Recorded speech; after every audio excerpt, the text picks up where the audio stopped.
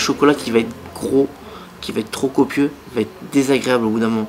Les 3-4 premières bouchées vont être bonnes, et après ça va devenir écœurant parce que tu as fait un repas avant, donc ça te pèse sur l'estomac. Alors que si tu as un chocolat qui est assez petit, mais qui va être intense et bon, tu auras un chocolat qui va être agréable. C'est-à-dire 4 bouchées, 5 bouchées, c'est le maximum. Et le fait que notre pâtisserie ait quand même un certain niveau de gras, parce que c'est ce qui nous tient le goût. Un chocolat où il n'y a plus de matière grasse, c'est pas un bon chocolat. Tu as besoin de gras pour avoir quelque chose. Après, il faut trouver l'équilibre entre ce que tu as besoin et ce que tu n'as pas besoin. C'est pareil, on a vachement désucré la pâtisserie, mais à trop la désucrer, on va finir par avoir une pâtisserie qui ne sera pas bonne. Il y a un taux de sucre aussi à maintenir.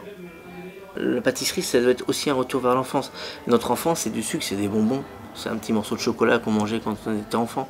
Quand je mange un chocolat, des fois, c'est tout simple, mais un bon morceau de chocolat, un bon pain, un bon beurre, ça te fait un très bon truc.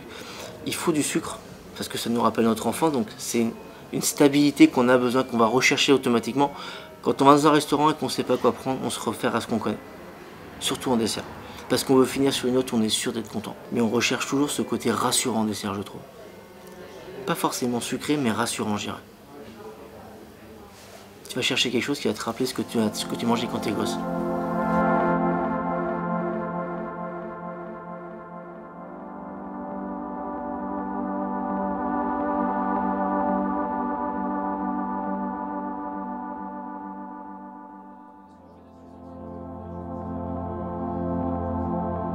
Tout à l'heure, en passant dans ma carte personnelle, je me suis dit qu'on allait lui rendre un petit hommage.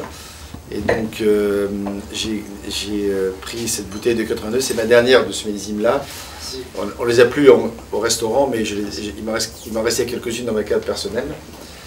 Il nous avait expliqué ce 82 qui avait été pour lui l'élément déclencheur finalement de sa réussite un peu dans le Languedoc à l'époque, qui était un millésime très bordelais, 82. Mais comme il y a beaucoup de cépages bordelais, ça avait été un millésime dont la presse avait beaucoup parlé à l'époque et qui avait aidé non seulement le Domas-Gassac, mais également le Languedoc à sortir un peu d'une vision un peu réduite de vin. Réduite et en même temps c'était un peu comme ça le Languedoc aussi à l'époque.